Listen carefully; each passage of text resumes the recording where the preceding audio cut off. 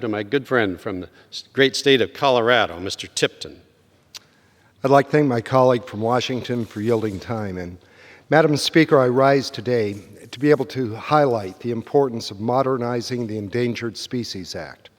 The U.S. Fish and Wildlife Service states that it implements the Endangered Species Act by working with others to conserve the ecosystems upon which the Endangered Species Act and threatened species depend upon, and by developing and maintaining conservation programs for these species to improve their status to the point that the protection of the ESA is no longer necessary.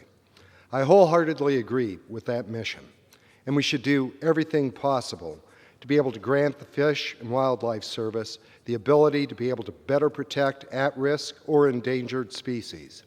And I believe this can be done by utilizing local and state officials in a greater capacity. Much of that legwork doesn't have to be done at the federal level and can instead be taken over by landowners who are out on the ground every day, working their land for farming, ranching, and for other purposes.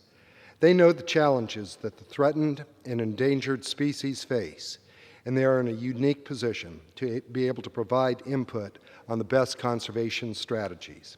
That is why, with this concept in mind, that I'd introduce the Local Act, to be able to incorporate that hands-on local experience to make sure that we are achieving what the ultimate goal is, to actually rehabilitate the species, to be able to take it off of the endangered species list, and to be able to protect others from being added.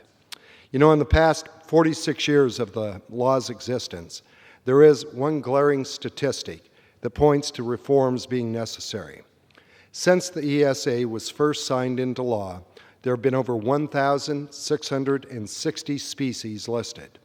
Of those, only 54 species have fully recovered, or an underwhelming 3%.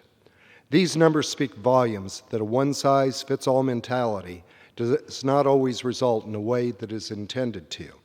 Not only that, but the red tape, time frame, and expense to be able to recover a species is astronomical.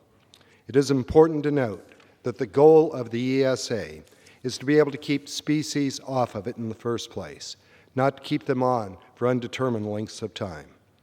Madam Speaker, I am glad to join my colleagues in the Western Caucus to be able to highlight the necessity of ESA reform.